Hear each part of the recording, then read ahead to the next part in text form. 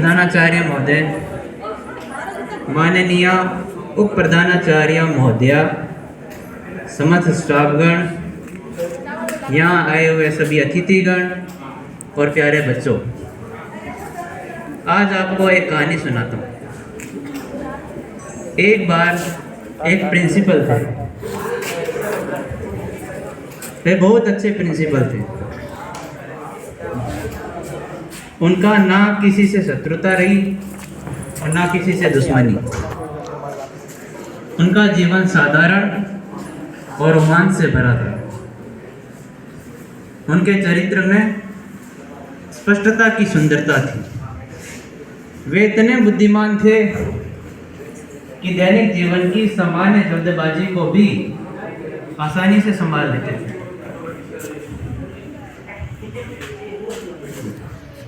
वे विश्वसनीय व्यक्ति थे जो कार्य की जिम्मेदारी को कार्य के तय समय के भीतर समाप्त करके पूरा करते थे। वे बातचीत में विनम्रता का प्रयोग करते थे। वे बहुत तेज चलते थे, जिसमें कोई भी उन्हें परास्त नहीं कर सकता। वे हमेशा चेहरे पर मुस्कान लिए हुए रहते थे, चाहे दिन बरसात जैसा मुश्किल रहा हो कि चाहे खिली धूप जैसा बेहतरीन, चाहे जो भी हो। विद्यार्थियों की ज़रूरतों को पूरा करने के लिए और अपने घर वालों के लिए वे बहुत मेहनत करते थे। उनके पास कहने के लिए बहुत सी कहानियाँ थी।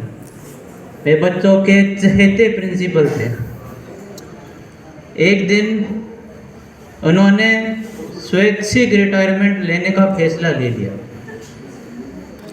उन्होंने स्वैच्छिक रिटायरमेंट का फॉर्म भरा और आगे भेज दिया और उनका फॉर्म स्वीकार कर लिया गया। रिटायरमेंट के बाद उन्होंने सबसे पहले सभी व्हाट्सएप ग्रुप को लेफ्ट कर दिया। मोरल ऑफ द स्टोरी क्या रही? मोरल ऑफ द स्टोरी क्या रही? वानरों को कम मत समझिए, वानरों को कम मत समझिए। अकेले वीर हनुमान ही लंका लगा सकते हैं।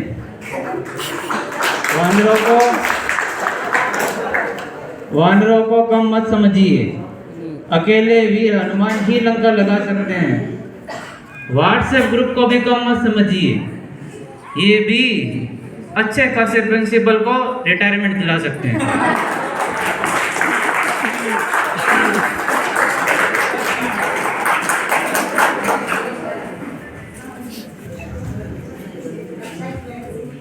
सरल सौम्य स्वभाव इनका, हर बात विश्लेषण भरी। सरल सौम्य स्वभाव इनका, हर बात विश्लेषण भरी। अपने क्षेत्र में प्रभाव इनका, बहुमुखी प्रतिभा के धनी। मेरा प्रिंसिपल सर का स्कूल में साथ 1 साल 8 महीने 21 दिन का रहा। आज 21वां दिन है। यह समय एक अभूतपूर्व अनुभव वाला रहा। मैंने सर के साथ काम करते हुए अनुभव किया कि हमारे प्रिंसिपल सर किसी भी काम को करने से पहले उसकी एक योजना बना देते हैं। इससे काम ना केवल समय पर पूरा होता है, बल्कि काम करते हुए किसी प्रकार की परेशानी भी नहीं होती है। फिर चाहे किशोरी मेला लगवाना हो, निपुण मेला हो या साइकिल वितरण, सभी का आयोजन में एक प्रभावकारी योजनाकार दिखाई देता है। योजना बनाने में एक महत्वपूर्ण पायदान होता है, वह है विश्लेषण करने का। और विश्लेषण किसका? विश्लेषण हर बदलती परिस्थितियों का, उसमें हमारी स्थितियों का और संसाधनों का। किसी भी घटना का विश्लेषण करने का तरीका इनसे सीखने योग्य है। यह अमुक डाटा कहाँ से आएगा? मुझे सूचना कौन दे सकता है? किस कार्य के लिए कौन सी विशेष जानकारी चाहिए, और जो जानकारी नहीं मिली उसका क्या अनुमान लगाना है। या ना केवल अच्छे से जानते हैं, बल्कि पहचानते भी हैं। ये सिर्फ काम करने की योजना ही नहीं बनाते, इससे भी आगे ये बैकअप प्लानिंग करके रखते हैं। ये काम नहीं किया तो किससे काम में लेना है, यदि काम योजना अनुसार नहीं हुआ तो क्या करना है, ये सब योजना के साथ ही तय कर लेते हैं। तभी काम ना केवल समय सीमा के भीतर होता है बल्कि अपेक्षाओं से बढ़कर पूरा होता है। जब कोई अधिकारी, बड़ा अधिकारी बोला सर स्कूल में तारीफों के पुल बांध के जाता है, तो उनकी तारीफों में इनका प्रयास झलकता है।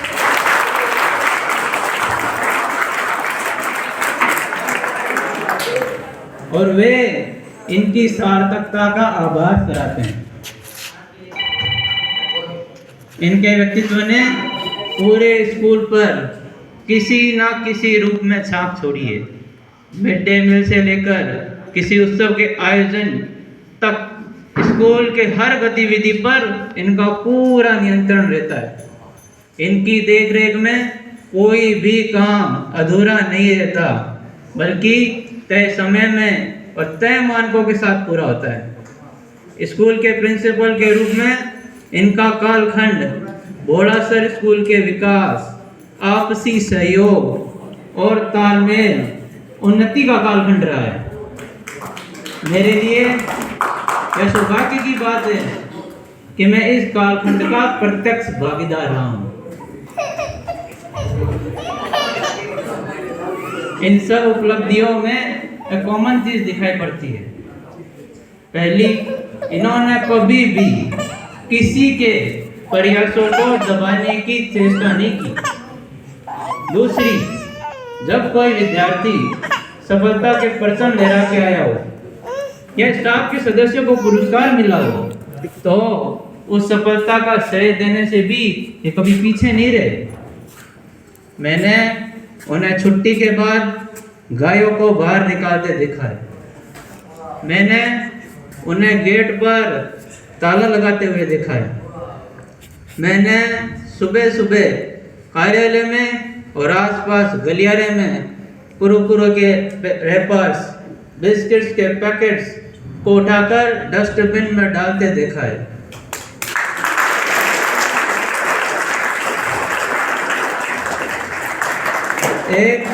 एक स्कूल के मुखिया होते हुए इन छोटे छोटे कामों ने मुझे और कईयों को प्रेरणा दी है। जब भी मैं उन्हें स्कूल के राउंड पर जाते देखता हूँ, मैं उनके और बच्चों के बीच के व्यवहार को देखता हूँ, तो मुझे उनमें किसी भी प्रिंसिपल का रौब नहीं दिखता, बल्कि एक परिवार के बड़े सदस्य का एहसास होता है। वे इसी बहाने इशारों में बच्चों की समस्याओं का जायजा भी ले आते हैं और बच्चे भी उनसे मजाक मस्ती करने में पीछे नहीं रहते। मुझे लगता है वे क्षण स्कूली जीवन के सबसे सुनहरे पलों में से एक है और वे रिटायरमेंट के बाद इन पलों को जरूर याद करेंगे।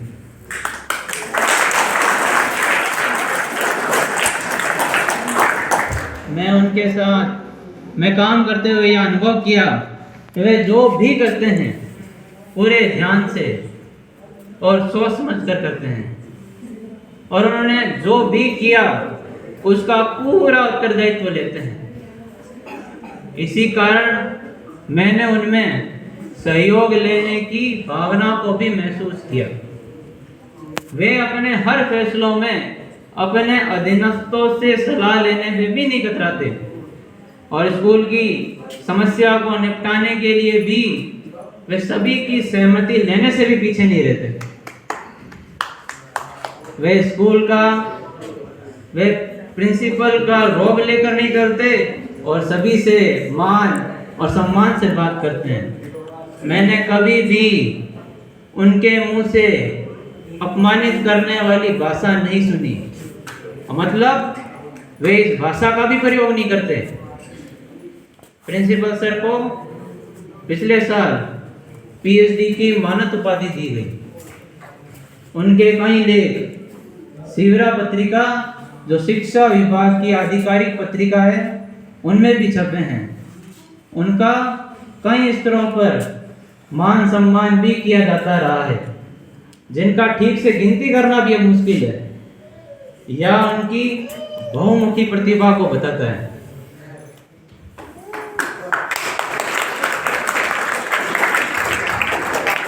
मुझे ठीक से याद नहीं है, न जाने कितनी ही बार उन्हें स्कूल से छुट्टी होने के बाद कॉलेज वीसी लेने जाना पड़ा है। स्कूल के 6 घंटे काम करने के बाद वीसी लेना, और वह वीसी कितने समय चलेगी इसका भी कोई अंदाजा नहीं।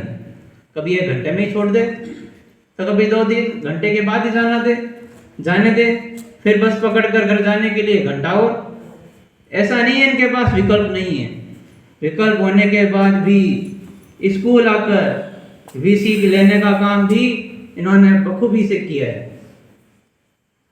इन्होंने अपनी डेस्क पर एक कोने में एक छोटी सी लाइब्रेरी बना रखी है, जिसमें काम आने वाली सारी जरूरी किताबें और नोट्स रखे हुए हैं।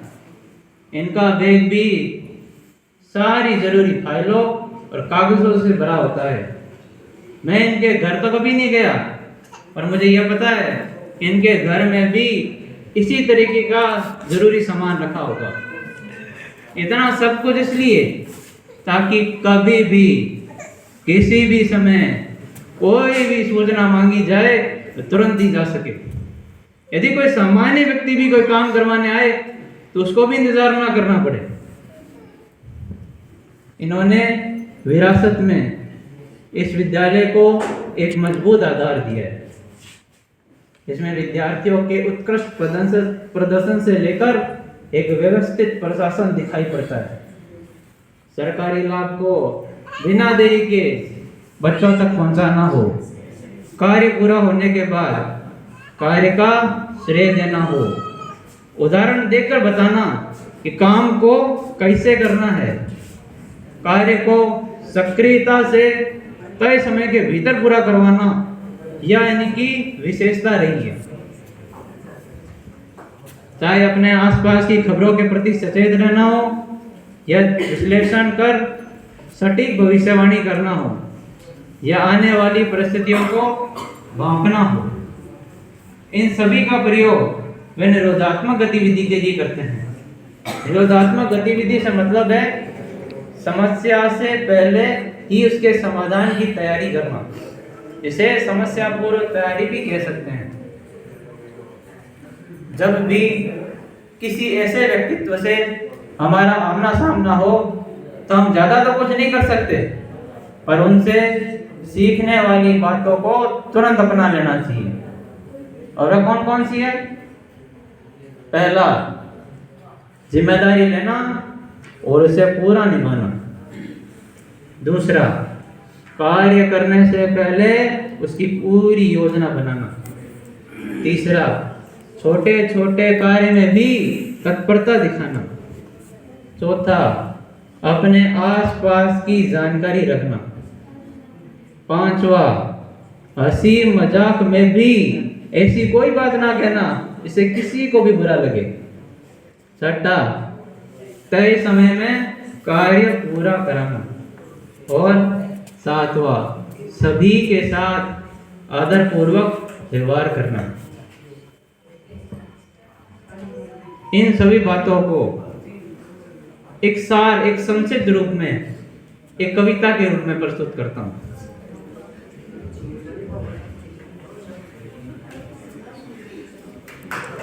योजना जिनके दिमाग में वे विश्लेषण करते जाएं, हरदम चिंता सताए इनको, कुछ बातें सिरदर्द बन जाए। प्रार्थना सभा के नायक बन सभी को सीख दे जाए, छोटी छोटी बातों से सबको अवगत कराए।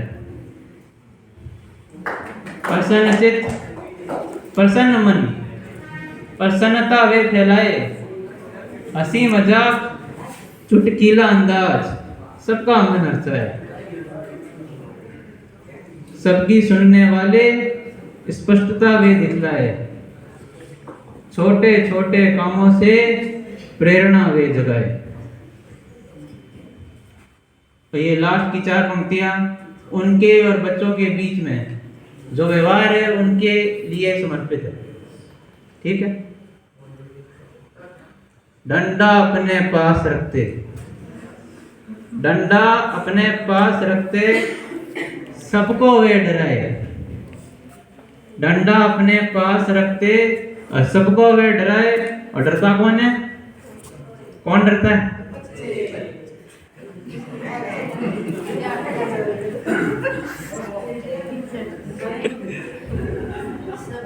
डरती खाली गाय है,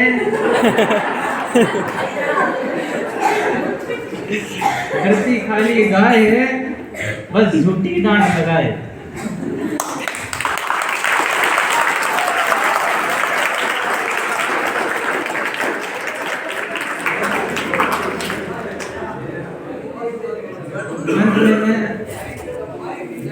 अंत में मैं इतना ही कहूँगा,